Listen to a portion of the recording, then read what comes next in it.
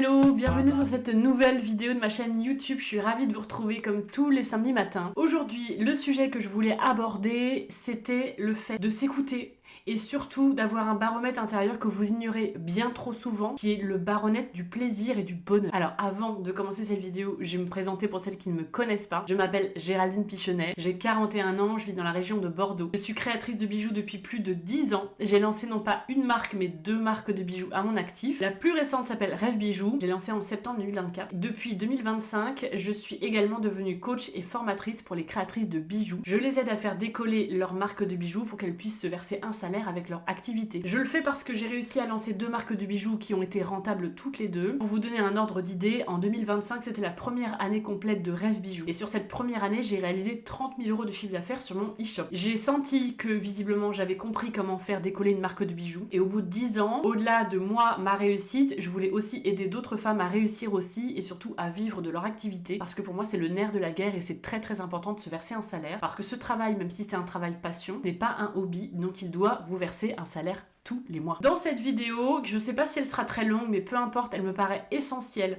Alors désolé, hein, le décor et la tenue est la même que la semaine dernière parce que j'ai enregistré les 2 vidéos la même semaine. C'est ma manière à moi de m'organiser quand je pars en vacances. Pour ne pas que vous loupiez malgré tout des épisodes pendant mes vacances, voilà, j'ai enregistré 2 vidéos le même jour, donc avec les mêmes tenues et les mêmes bijoux. La chose vraiment que je voulais vous transmettre parce que j'en ai parlé dans un live que j'ai fait sur Instagram aujourd'hui, c'était sur mon compte Instagram, c'était de vous dire, fiez-vous toujours à votre baromètre intérieur. Moi, les meilleurs choix que j'ai pris dans ma vie, c'est des choix que j'ai pris et j'ai fait avec le cœur. Et la meilleure manière de savoir si quelque chose est vraiment fait pour vous ou pas, c'est de savoir si ça vous rend heureux.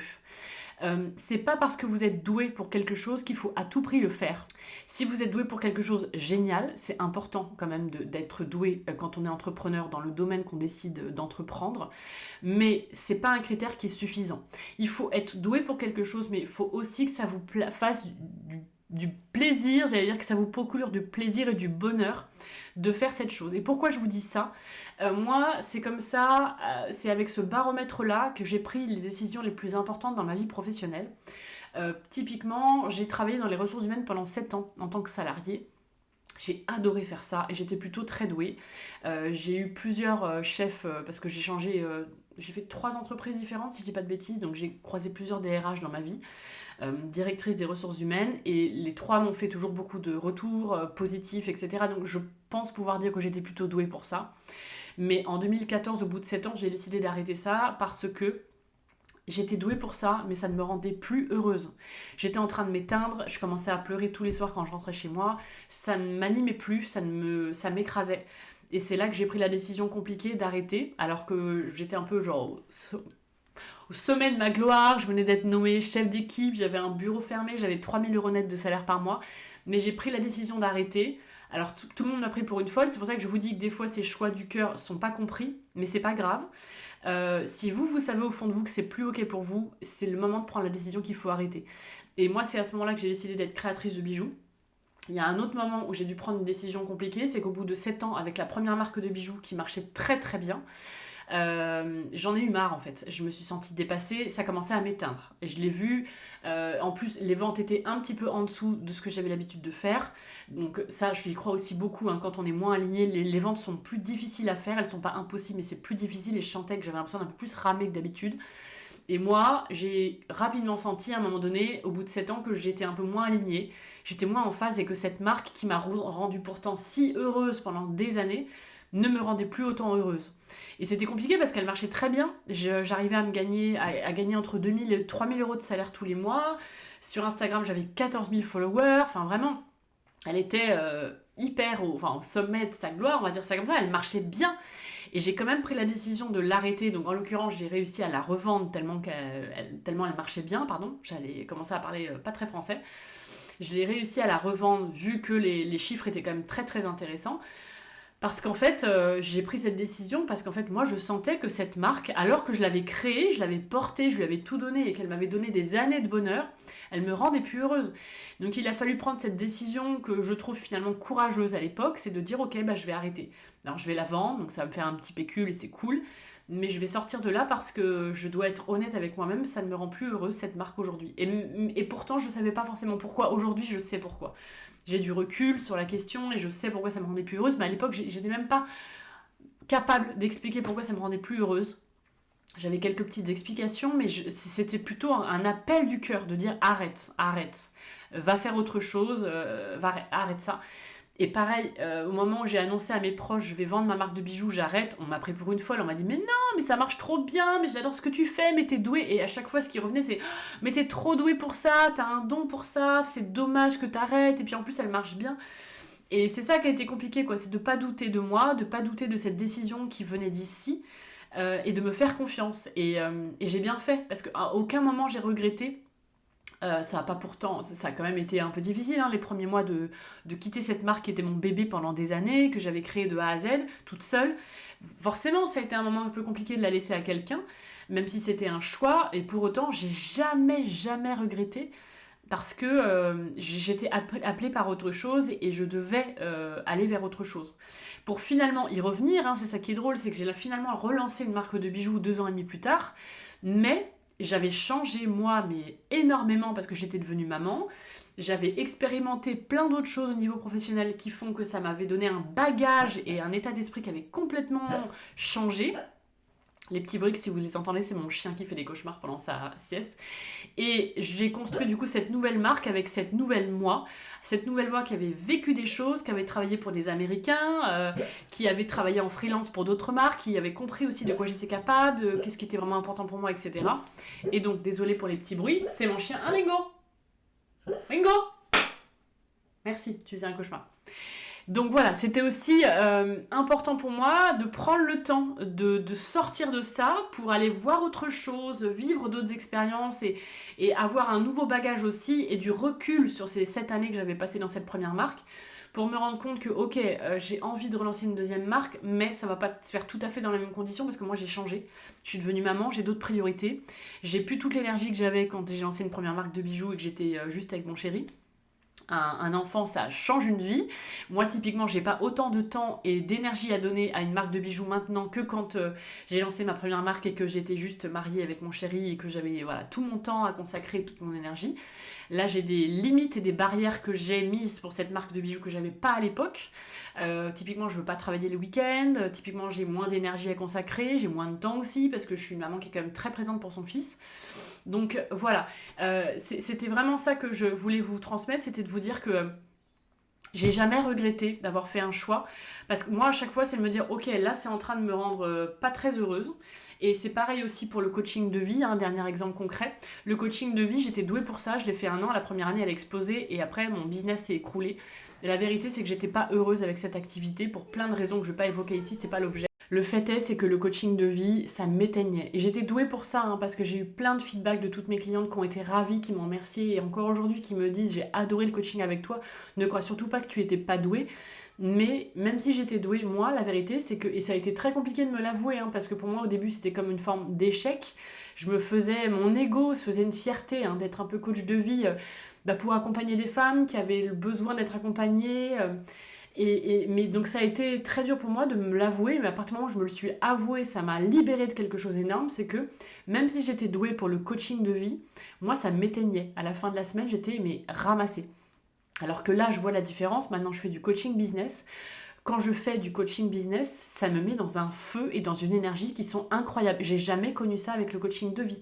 C'est-à-dire que le coaching de vie, c'est pour ça aussi que ça me mettait la pression, c'est qu'il fallait vraiment que j'arrive avec de l'énergie pour que je porte toute la séance. Et en fin de séance, j'étais lessivée. Le coaching business pour les créatrices de bijoux, depuis que j'en fais, des fois j'arrive en séance, j'ai pas d'énergie, j'ai des problèmes perso et je suis pas au top. Et pendant la séance, ça me ranime un feu, une énergie qui fait que je suis reboostée et requinquée quand je sors de la séance. Donc ça, c'est parlant, ça s'invente pas, ça demande de pas être jugé. Faut pas l'analyser. Ce que vous ressentez, c'est juste, c'est comme ça en fait. Il n'y a pas de c'est bien ou c'est pas bien, c'est mal ou c'est bien, c'est comme ça. Donc moi, pareil, je me suis rendu compte que ça a été très long, que j'accepte, que je fasse ce constat-là et que je l'accepte sans le juger, et que je me dise peut-être que je ne suis pas fait pour le coaching de vie. Et ça a été très compliqué parce que je me suis offert une formation à 6 000 €, je me suis beaucoup investie, j'ai accompagné quelques femmes qui m'ont toutes dit qu'elles étaient ravies. Donc je me disais, mais attends, pourtant je suis douée pour ça, enfin qu'est-ce qui se passe? Bah ouais, mais en fait, t'es douée pour ça, c'est bien, mais ça ne suffit pas. Ça ne te rend pas heureuse, ça t'éteint, ça éteint ta flamme et ta lumière. Donc c'est pas le bon endroit pour toi. Et dites-vous bien que quelque chose qui ne vous rend pas heureuse, quelque chose qui ne vous fait plus plaisir, quelque chose qui vous vous éteint, qui vous éteint votre flamme et votre feu, c'est que c'est pas le bon endroit pour vous. Vraiment, c'est un indicateur pour moi qui est clé. C'est pour ça que je voulais quand même faire cette vidéo pour vous transmettre ça, parce que ne forcez pas les choses. Le mental voudrait des fois qu'on fasse ceci, l'ego voudrait qu'on fasse cela, nos proches, la société voudrait qu'on fasse les choses de telle manière ou telle manière, mais le seul baromètre, il est là en fait, le seul baromètre qui compte. Et à chaque fois que j'ai pris des décisions avec ce baromètre-là, je ne me suis jamais trompée. Que j'ai pris des décisions d'arrêter certaines choses parce que ça ne me correspondait pas, ou que j'ai pris des décisions de créer certaines choses alors que je ne comprenais pas pourquoi je faisais ça. Moi, typiquement récemment, dans les meilleures décisions que j'ai prises de ma vie, c'est d'arrêter le coaching de vie pour faire du coaching business. C'est game changer dans ma vie, ça me donne de l'énergie, ça me met en feu, ça me met en joie, enfin c'est incroyable ce que ça me procure. Et ça, c'est incroyable. Donc, j'ai eu le courage d'affronter ce truc de je suis peut-être pas faite pour être coach de vie, pour finalement me rendre compte que, parce que derrière, en fait, j'étais faite pour un coaching, mais business, et là, ça a tout changé pour moi. Et l'autre chose aussi que j'ai fait récemment, il y a deux choses que j'ai mis en place dans ma vie, et mon mental m'a dit, mais qu'est-ce que tu fais? Tu fais n'importe quoi. J'ai lancé une deuxième marque de bijoux, alors quand même que j'en avais vendu une première, et j'avais dit que j'arrêtais ça. Et ça a été compliqué pour mon mental et mon ego de me dire, mais tu vas passer pour quoi? Mais les gens vont te prendre pour une folle, mais t'as vendu, mais tu peux pas revenir avec une autre marque, mais de quoi tu vas avoir l'air, pour qui tu vas passer? Comment les gens vont réagir? Comment est-ce qu'ils vont le prendre? Et c'est une des meilleures décisions que j'ai prises ces derniers temps, parce que moi je me régale, j'ai réveillé cette passion du bijou, du fait main, etc. Donc je regrette absolument pas cette décision, au contraire c'est une des meilleures que j'ai prises récemment. Et une autre décision que j'ai dû mettre loin de mon mental et de mon ego, c'est la formation pour les créatrices de bijoux. Cette idée, elle est sortie de nulle part en octobre 2025. J'ai eu l'idée qui m'est venue, mais comme ça, faut que tu fasses une formation. T'as du temps en octobre, j'ai eu peu de commandes sur mon e-shop, j'ai des coachings qui se sont arrêtés, j'ai pas eu de nouvelles demandes, donc j'ai clairement eu des semaines très très calmes, comme ça m'était pas arrivé depuis longtemps. Et j'ai eu cette idée, il faut que tu fasses une formation. Et mon mental m'a dit, mais pourquoi? Mais en plus, après, il faut que je les vende, il faut que je fasse de la publicité sur Instagram, il faut que je la mette en avant, j'aime pas faire ça, etc. Je suis sortie de ces peurs-là, j'ai dit, bon, ok, si j'ai cette idée, c'est qu'elle est là pour une bonne raison. Mon cœur me dit qu'il y a quelque chose à faire à ce niveau-là. Donc, on n'écoute pas le mental qui dit, mais quoi? Mais n'importe quoi? Mais qu'est-ce que c'est que ça? T'as jamais fait de formation en ligne, etc. Je l'ai créé en une semaine, en quasiment une semaine. Déjà, j'ai créé la structure, ça m'est arrivé d'un coup. J'ai enregistré toutes les vidéos, donc plus de 4 heures de vidéos. Bon, la partie technique, ça a été une catastrophe, ça a été beaucoup plus long. Donc au total, il m'a fallu à peu près plus d'un mois pour créer une formation en ligne. Et depuis, cette formation est en train de changer ma vie. Vraiment. C'était les revenus complémentaires dont je rêvais. Ça m'a permis aussi de m'installer dans cette posture de coach pour les créatrices de bijoux que j'osais pas vraiment incarner depuis que je m'étais lancée en début d'année 2025. Ça a tout changé pour moi en fait, dans ma posture, dans mes revenus, dans ma manière de communiquer, enfin ça a tout changé, vraiment. Donc je suis hyper heureuse et c'est pour ça que je vous transmets tous ces exemples-là, des exemples concrets que moi j'ai vécu, qui me font dire que le baromètre que vous devez écouter le seul, c'est pas l'ego, c'est pas le mental, c'est pas vos peurs, c'est pas vos proches, c'est pas la société. Le baromètre qui ne se trompe jamais, c'est votre cœur. Quand votre cœur vous dit d'arrêter quelque chose, écoutez-le. Quand votre cœur vous dit de faire quelque chose, faites-le. Quand votre cœur vous dit de contacter quelqu'un, contactez-la même si vous ne comprenez pas pourquoi. Quand votre cœur vous dit de faire une collaboration, alors que vous dites « Oh quoi, mais attends, non, j'ai peur, je suis pas prête, c'est trop tôt, machin », faites-le, faites-le. Tout ce que votre cœur vous souffle, comme quoi c'est une bonne idée ou pas une bonne idée, il ne se trompe jamais. Et c'est vraiment, moi, ce que je retiens de mon année 2025 et que j'essaye d'appliquer encore en 2026, je ne force plus rien. Mon mental ne prend plus aucune décision, mon ego non plus, parce que l'ego forcément des fois il revient. Mes peurs, elles sont là, mais je ne les écoute pas. La seule chose que j'écoute, c'est mon cœur, donc mon intuition, et donc voilà. Et surtout vraiment la vraie question à se poser, c'est est-ce que ça me donne du plaisir? Est-ce que ça me donne de l'énergie? Est-ce que ça me procure de la joie? Ou est-ce que ça m'éteint? Est-ce que ça ne me convient plus et est-ce que je le sais ou pas? Voilà, et tout ce qui ne vous donne pas de l'énergie, tout ce qui ne vous donne plus de plaisir, tout ce qui ne vous rend plus heureuse, c'est que c'est plus ok pour vous. Et c'est pas parce que ça vous a rendu heureuse pendant 10 ans que ça va vous rendre heureuse toute votre vie.